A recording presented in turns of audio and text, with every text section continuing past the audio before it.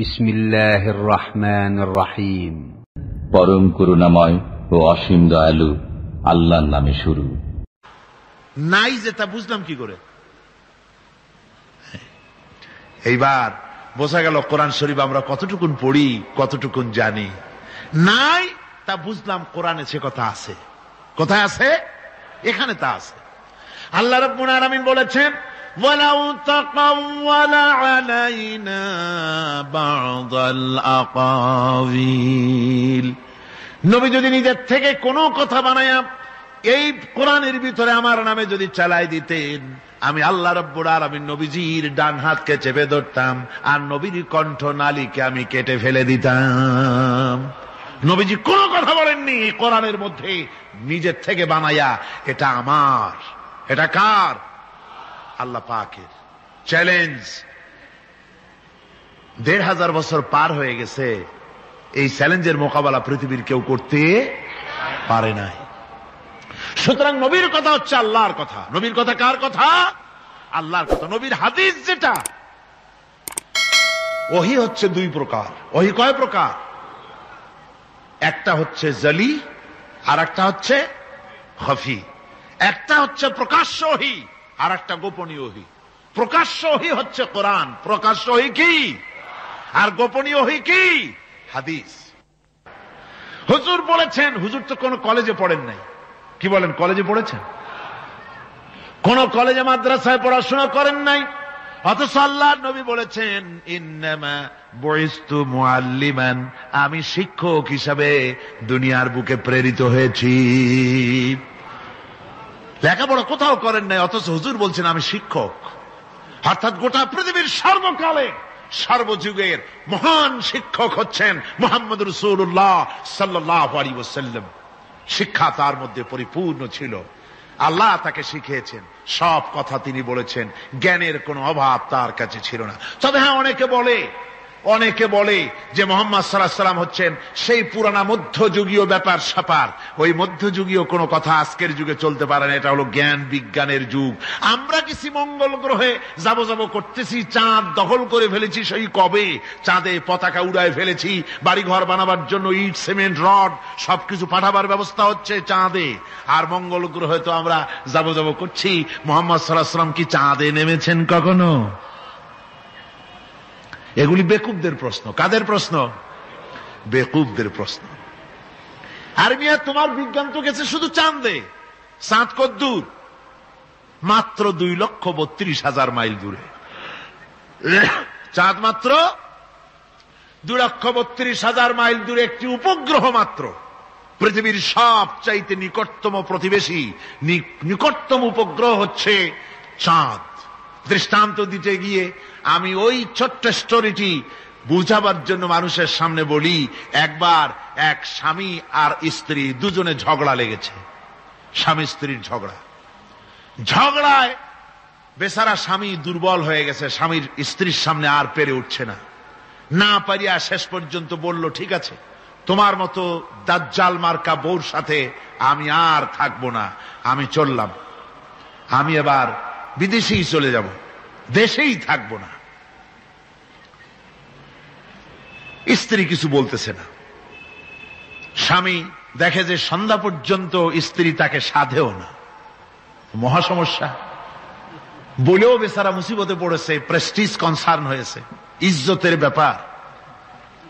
শেষ পর্যন্ত জায়নামাজ বালিশ টালিশ পেছাইয়া বিদেশের উদ্দেশ্যে নিজেকে তৈরি করে বারান্দায় নেমে বলল যে মাগরিবের রক্ত যখন হয়েই গেল, মাগরিবটা পড়ে নেই।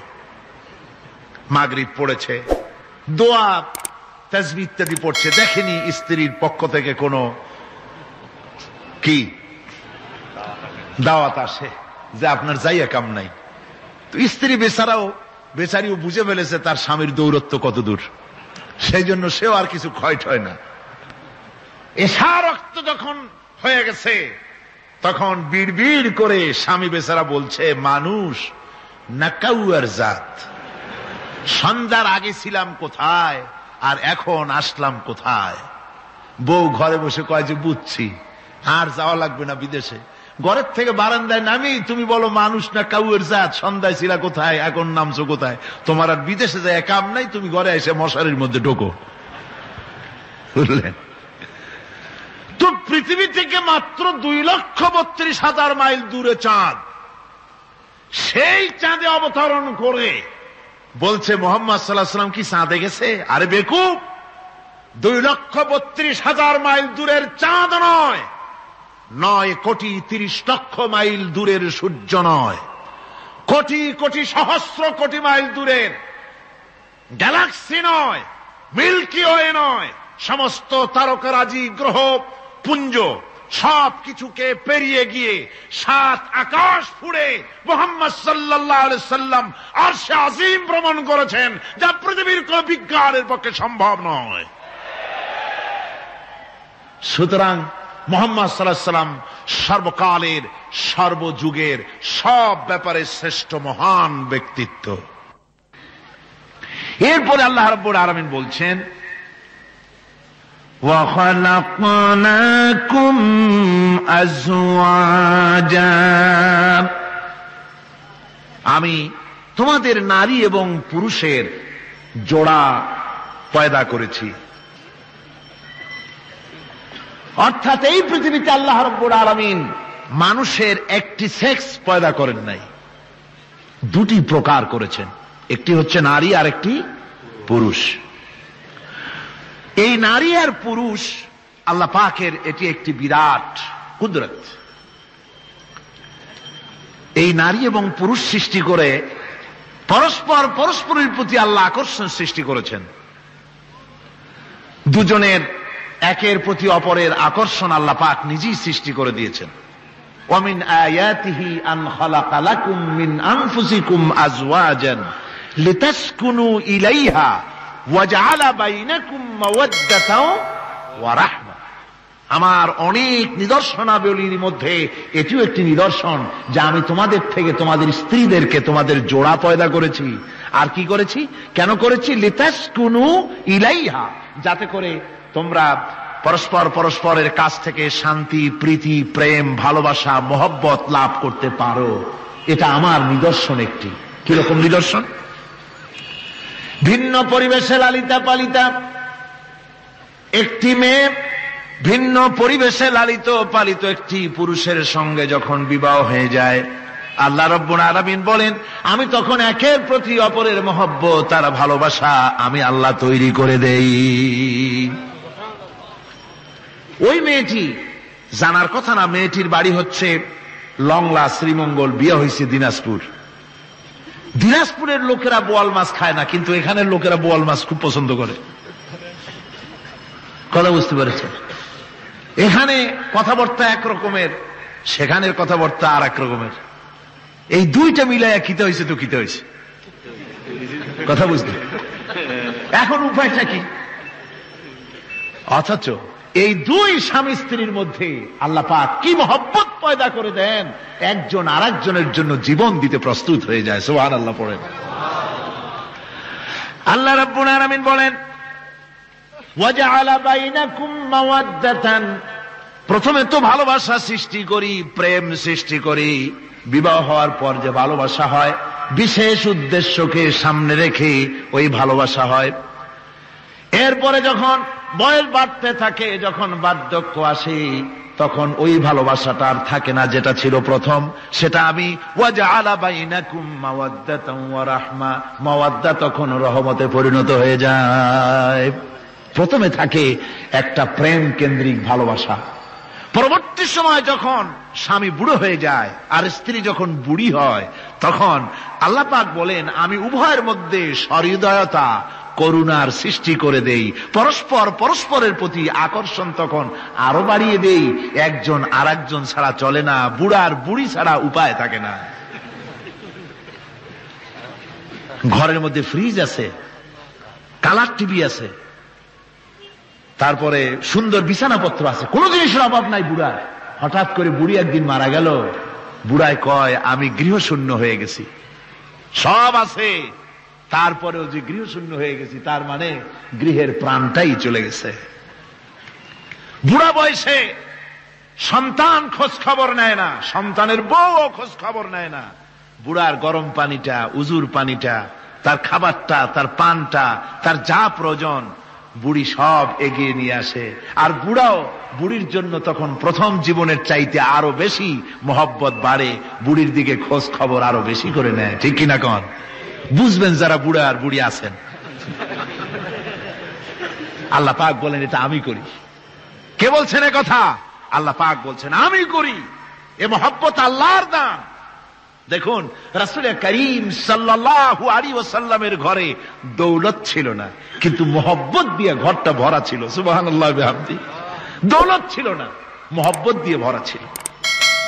হযরত আয়েশা সিদ্দিকা রাদিয়াল্লাহু তাআলা আনহা বলেছেন, আমি গ্লাসে পানি পান করে রেখে দেওয়ার পর রাসূলুল্লাহ গ্লাসটা হাতে নিয়ে আমি যেখানে ঠোঁট লাগিয়ে পানি পান করেছি, আল্লাহ নবী ওইখানেই ঠোঁট লাগায়া পানি পান করতেন। মুহাব্বত। হযরত আয়েশা বলেন, আমি গোশত খেয়ে হাড্ডি খেয়ে হাতে ধরে রেখেছি, খাবো বা রাখবো, আল্লাহ নবী তখন আমার হাতের থেকে গোশত বা হাড্ডিটা আমার হাত থেকে নিয়ে আমি গোশতের যে অংশে কামড় দিয়েছি রাসূলুল্লাহ সেখানে মুখ লাগিয়ে খেতেন। দৌলত ছিল না হুজুরের ঘরে এক ফোঁটাও, কিন্তু মোহব্বত ছিল ঘরটা ভরা। হযরত আয়েশা বলেছেন, রাসূলুল্লাহ কাজ করে কষ্ট করে ঘরের ভিতরে ফিরে যখন দেখেছেন রান্না বান্না সারা হয় নাই, হুজুর ক্ষুধার্ত অথচ আমার রান্না শেষ হয় নাই, নবীজি রাগ করেন নাই, অসন্তুষ্ট হন নাই, ভুরু কুঞ্চিত করেন নাই, চোখ গরম করেন নাই, বরং আমার কাছে বসে রান্না বান্নায় আমাকে আল্লাহর নবী বিশ্ব নবী মুহাম্মদ রাসূলুল্লাহ সাল্লাল্লাহু আলাইহি ওয়াসাল্লাম আমাকে সহযোগিতা করেছেন। স্বামী স্ত্রীর ভালোবাসা হচ্ছে স্বর্গীয় নিয়ামত, জান্নাতের নিয়ামত। সুবহানাল্লাহ পড়েন। যেই ঘরে স্বামী আর স্ত্রীর মধ্যে সাপ আর বেজির সম্পর্ক, দাঁড় কুমড়োর সম্পর্ক, এই ঘরটা যতই বিদেশি আধুনিক সৌন্দর্যের উপকরণাদি দিয়ে ভরপুর থাকুক না কেন, এই ঘরটা, এই বিল্ডিংটা জাহান্নামের টুকরা। ঠিক না? আর স্বামী স্ত্রীর যদি ভালোবাসা থাকে তাহলে ঘরটা যদি কুড়ে ঘরও হয় তারপরেও সে ঘরটা হচ্ছে একটা জান্নাতের টুকরা। অনেক স্ত্রী আছে স্বামীর সাথে মহব্বত নাই, উল্টোপাল্টা কারবার। ওই রকম এক স্বামীর কাছে খবর আসছে যে আপনি তো এই গ্রামের মাতবাড়ি করেন, বিচার আচার করতেছেন, আপনার বউ তো গোসল করতে গিয়ে পড়ে গেছে নদীর মধ্যে। তো লোকটা দৌড় দিয়েছে, দৌড়ে গেছে, যায় কয় যে কোন জায়গায় পড়ছে, কয় যে এইখানে পড়ছে। লোকটা তখন জোয়ারের পানি যাচ্ছিল এইদিকে, লোকটা দৌড় দিছে উল্টা দিকে। লোকেরা কয় যে মিয়া তোমার বউ পড়েছে এইখান থেকে জোয়ারের পানি এদিকে যায়, তুমি উল্টা দৌড়াও কেন? মাতবার বলছে যে দেখো এটা হচ্ছে আমাদের ইন্টারনাল অ্যাফেয়ার্স, এটা বুঝবা না। এই স্ত্রী সারাটি জীবন আমার উল্টা চলেছে। আমি যদি বলেছি 100, সে বলেছে 335।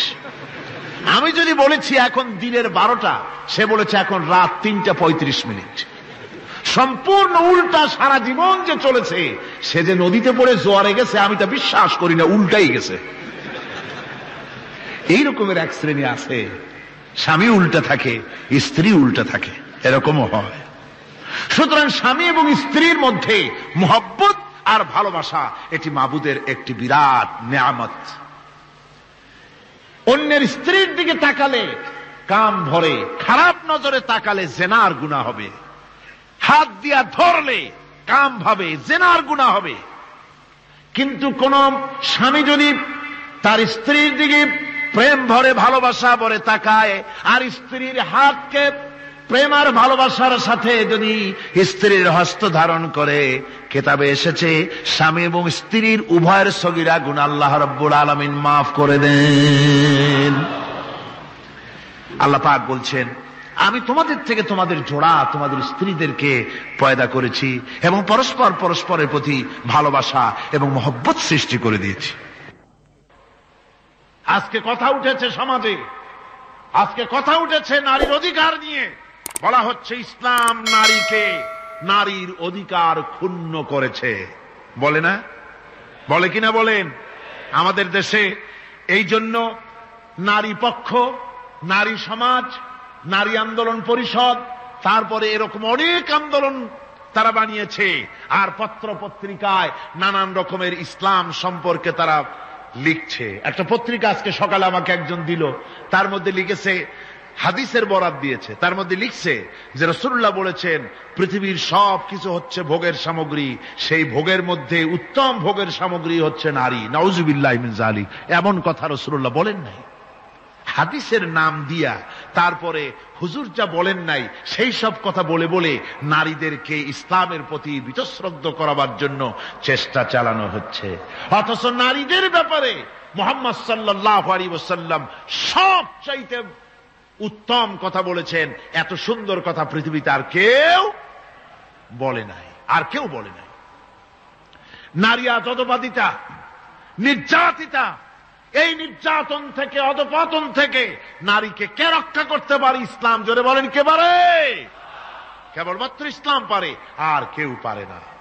নারী যখন তাদেরকে মেয়ে হয়েছে শোনা মাত্র তার বাপ তাকে মাটির নিচে পুঁতে রাখত, আষাঢ় মেরে মেরে ফেলে দিত। যখন তাদেরকে কবর দিয়ে দিত জীবিত অবস্থায়, সেই সময় রাসূলুল্লাহ এসে নারীদের সম্মান দিলেন, মর্যাদা দিলেন। রাসূলুল্লাহ বললেন, আমার কাছে তিনটা জিনিস প্রিয়, একটি হচ্ছে নামাজ, একটি হচ্ছে সুগন্ধি, আর একটা হচ্ছে স্ত্রী। নারীর যখন কোনো মর্যাদা নাই তখন নারীর মর্যাদা হুজুর দিলেন। যখন কন্যা সন্তান হওয়া আভিজাত্যের বিপরীত, কন্যা সন্তান হওয়া পুরুষের জন্য একটা অপমানকর। এখন আমাদের সমাজেও আছে। স্ত্রী গর্ভবতী হয়েছে, বন্ধুদের কাছে বলে ফেলেছে আগেই, সন্তান হয়ে গেছে, কিন্তু কোনো খোঁজ খবর নাই। বন্ধুরা একদিন হঠাৎ জিজ্ঞেস করে, তোমার স্ত্রী গর্ভবতী হয়েছে? তারপরে তা তো অনেক দিনের কথা, কি হইল তা তো বললা না। কয় যে আশা তো করছিলাম হবে ছেলে, কিন্তু হয়েছে মেয়ে, সেই জন্য আর টেলিফোন করা, খবর দেওয়া জরুরত বোধ করিনি। আছে না এমন? আছে। আবার বারবার মেয়ে হয় বলে আমাদের দেশে তালাকের ঘটনা পর্যন্ত আছে। বারবার মেয়ে হয়, ছেলে হয় না মোটেও, তালাক দিয়ে দেয়। আচ্ছা, ওই মেয়েটারই, ওই স্ত্রীরই যদি এখানে হাত থাকে ছেলে বা মেয়ে হওয়ার ব্যাপারে, মানুষের যদি হাত থাকে, তাহলে দায়ী শুধু স্ত্রী হতে যাবে কেন? পুরুষ তুমিও তো দায়ী তাহলে। আসলে ছেলে এবং মেয়ে হওয়ার জন্য স্বামী এবং স্ত্রী কেউ দায়ী নয়। ব্যাপারটি আল্লাহ। ব্যাপারটি কার?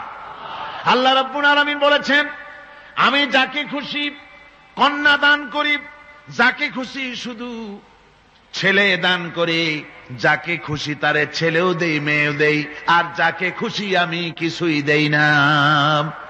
এ সবটাই আমার হাত। সুতরাং রাসূল পাক সাল্লাল্লাহু আলাইহি ওয়াসাল্লাম বলেছেন, খবরদার মেয়েদের বাপকে, মেয়ের বাপকে গালি দিও না। বারবার মেয়ে হয় বলে অনেকে মেয়ের বাপকে গালি দেয়, তাচ্ছিল্য করে, টিটকারি করে।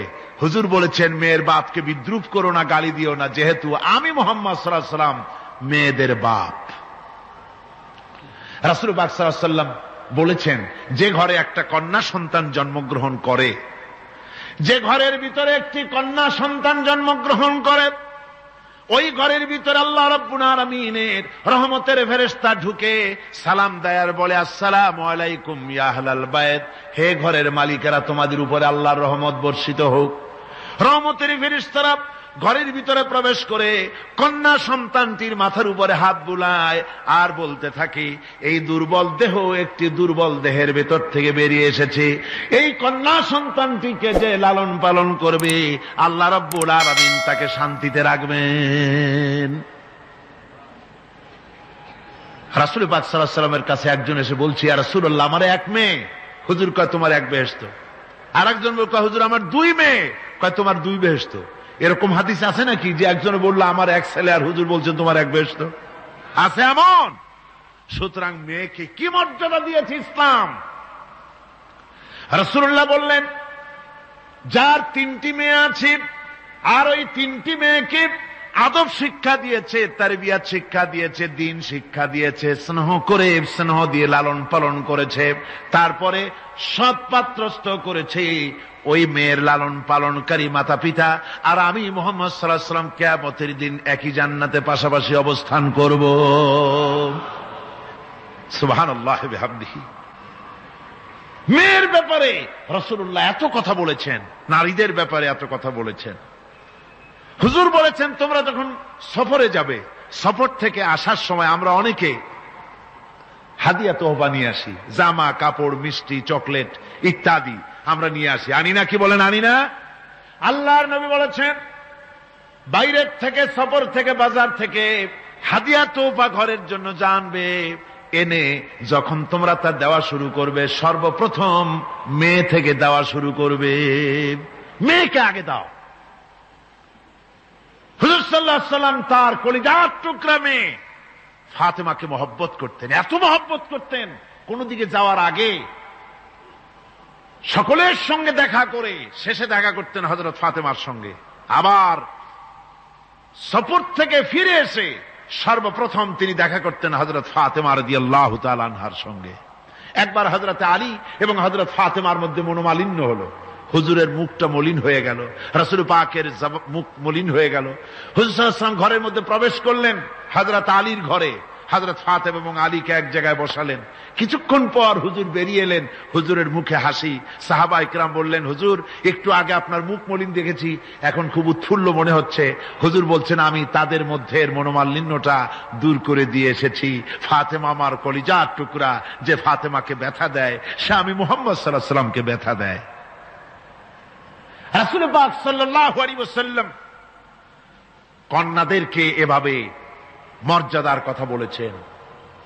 এই কন্যা আস্তে আস্তে যখন বড় হয়ে যায়, যখন বধূ হয়, বধূ হিসেবে তার মর্যাদা ইসলাম কতখানি দিয়েছে, রাসূল পাক সাল্লাল্লাহু আলাইহি ওয়াসাল্লাম কতখানি দিয়েছেন আপনারা লক্ষ্য করেন। হাদিস শরীফ পড়া নাই জানা নাই বলে আজকে এক শ্রেণীর নারীরা তারা কমিউনিস্টদের খপ্পরে পড়ে, সমাজতন্ত্রের খপ্পরে পড়ে, নাস্তিকদের খপ্পরে পড়ে গোটা মহিলা সমাজকে চেষ্টা করতেছে ইসলাম থেকে দূরে সরাবার জন্য, ঠিক কিনা কও? হযরত আয়েশা বলেছেন আমি যখন ঘরে কাজ করতেছি, হুজুর বাইরের থেকে এসে দেখেছেন আমার রান্না করতে দেরি আছে, খাবার দাবার এখনো রেডি হয় নাই, হুজুর ক্ষুধার্ত, কিন্তু হুজুর ভুরু কুঞ্চিত করেননি, হুজুর বিরক্ত হননি, হুজুর আমাকে গালমন্দ করেননি, আমার কাছে বসে তিনি আমার রান্নার সহযোগিতা করেছেন। সুবহানাল্লাহি বিহামদিহি, জোরে বলেন সুবহানাল্লাহি বিহামদিহি। ভাইরা আমার, হযরতে আয়েশা সিদ্দিকা রাদিয়াল্লাহু তাআলা আনহা বয়সে কম ছিলেন অন্যদের চাইতে। বিশ্বনবী সমস্ত রাজকার্য, রাষ্ট্রীয় কার্য, নবুয়তের দায়িত্ব পালন করে স্ত্রীর হক আদায় করতে ভুলে যাননি। আধো আধো জ্যোৎস্না প্লাবিত রাত রাসূলুল্লাহ হযরত আয়েশাকে বলছেন চলো আমরা একটু পায়চারি করে আসি বাইরের থেকে। ঘুরতে ঘুরতে হুজুর বলছেন দেখো তো ওই যে দূরে দেখা যায় একটা জিনিস, চলো আমরা দৌড় দেই, দেখি কে আগে ওই জায়গায় পৌঁছতে পারে। দুজনে মিলে দৌড় দিলেন। হযরত আয়েশা বললেন আমি হুজুরকে পেছনে ফেলে দ্রুত গতিতে আমি দৌড়ে লক্ষ্যবস্তুর কাছে চলে গেলাম। হুজুর সাল্লাল্লাহু আলাইহি ওয়াসাল্লাম যখন ধীরে সুস্থে আমার কাছে এলেন, আমি বললাম দেখছেন আপনি কিন্তু আমার সাথে দৌড়ে পারেন নাই। হযরত আয়েশা বলছেন এর কিছু কাল পরে আবার একদিন রাসূলুল্লাহ দৌড় প্রতিযোগিতার ব্যবস্থা করলেন, দৌড় দিলাম। হযরত আয়েশা বলছেন সেই সময়ের তুলনায় আমার শরীর কিছুটা স্থূল এবং ভারী হয়ে গেছে, আমি দৌড়াইয়া পারলাম না, আমি পেছনে পড়ে গেলাম। হুজুর আমার আগে চলে গেলেন লক্ষ্যবস্তুর কাছে। আমি হাঁপাতে হাঁপাতে যখন রাসূলের কাছে চলে গেছি, রাসূল পাক মুস্কি হেসে আমাকে বললেন আয়েশা ওই সেই দিনের প্রতিশোধ আজকে নিলাম। সুবহানাল্লাহি বিহামদি, সেদিনের জবাব আজকে দিয়ে দিলাম। স্বামী স্ত্রীর দাম্পত্য জীবনের এই দৃশ্য কতখানি উপভোগ্য, সুবহানাল্লাহি বিহামদিহি।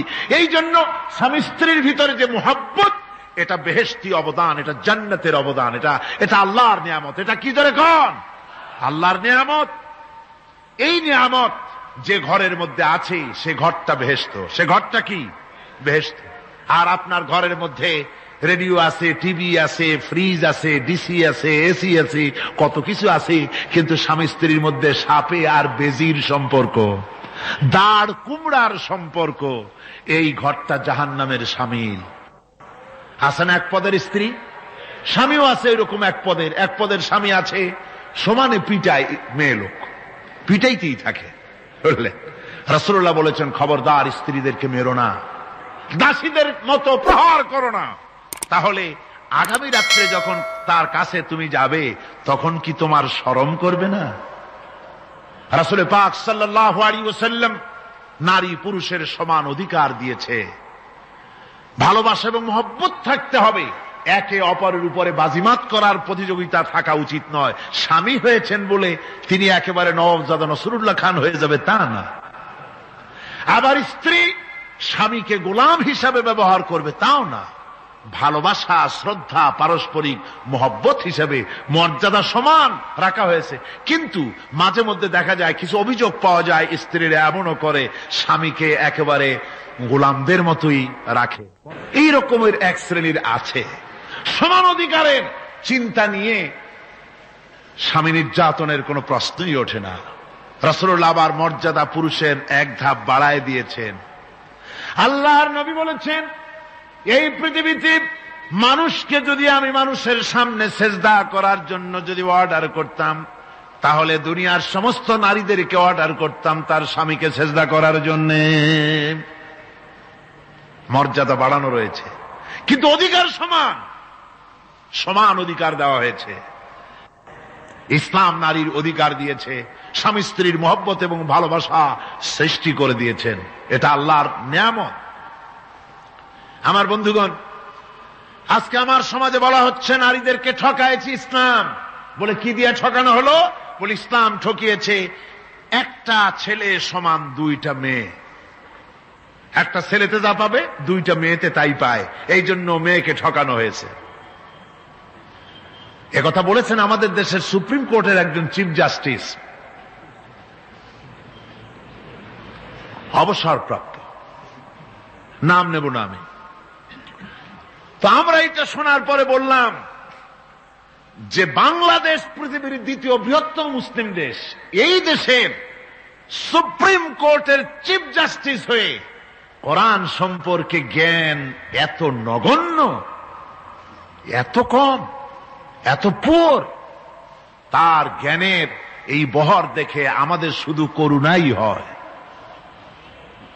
কোরআনে কারীমের এক জায়গায় তিনি দেখেছেন এক ছেলে সমান দুই মেয়ে, কিন্তু মেয়েকে যে আরো অনেক জায়গা থেকে দেওয়া হয় তা কি লক্ষ্য করো নাই? ছেলে তো এক জায়গায় পিতার কাছ থেকে বোনের ডাবল পেল, বোনের তুলনায় বেশি পেল এক জায়গায়, কিন্তু বোনকে মেয়েকে অনেক জায়গা থেকে আল্লাহ দেওয়ার ব্যবস্থা করেছেন। এই মেয়ে লোকটি পিতার কাছ থেকে পাবে, স্বামীর কাছ থেকে পাবে, ছেলের কাছ থেকে পাবে, ভাইয়ের কাছ থেকে পাবে, মায়ের কাছ থেকে পাবে। 5 জায়গা থেকে পাওয়ার ব্যবস্থা আল্লাহ তাকে করে দিয়েছেন। জোরে বলেন সুবহানাল্লাহ। 5 জায়গা থেকে তার পাওয়ার ব্যবস্থা আছে। এক জায়গায় একটু ছেলেকে বেশি দিয়েছে, দেখি তার চোখ কাড়া হয়ে গেছে। আল্লাহর উপরে কমেন্ট করতেছে, নাউযুবিল্লাহি মিন যালিক। নারীকে ইসলাম সবচাইতে বেশি অধিকার দিয়ে তাকে প্রতিষ্ঠিত করেছে, সবচাইতে বেশি অধিকার তার। সব জায়গায় তাকে প্রতিষ্ঠিত করা হয়েছে। নারীদেরকে মহারণা দেওয়া ফরজ করে দেওয়া হয়েছে। নামাজ রোজা যেমন ফরজ, মহারণা দেওয়া তেমন কি? সেই মহারণা আজকাল বাঁধা হয়, বিশেষ করে রাজধানীতে, শহর সমূহে মহারণা বাঁধে। যত বেশি টাকা ততই সুনাম নাকি হয়। সেই জন্য জিজ্ঞেস করা হয়, মেয়ের বিয়েতে মহারণা কত হলো? কয় মহারণা হচ্ছে 5,73,793 টাকা 75 পয়সা। বাবা, আদায় করে না কিন্তু মোটেও, ফাঁকি দেওয়ার ব্যবস্থা সব। সোনা দিলাম এত, খাওয়াইলাম এত, বাকি সব ইদিক সেদিক। মনে রাখবেন মুসলমানেরা, মহারণা দেওয়া নামাজ রোজার মতোই অবশ্য পালনীয় একটি কর্তব্য আল্লাহ রাব্বুল আলামিন করে দিয়েছেন। কোন স্বামী যদি মহারণা ধার্য করার পর যদি আদায় না করেন, স্ত্রী যদি স্বেচ্ছায় মহারণার টাকা মাফ না করে দেয়, তাহলে কিয়ামতের দিন ওই স্বামীকে আল্লাহর দরবারে জেনাকারের কাতারে দাঁড়াতে হবে।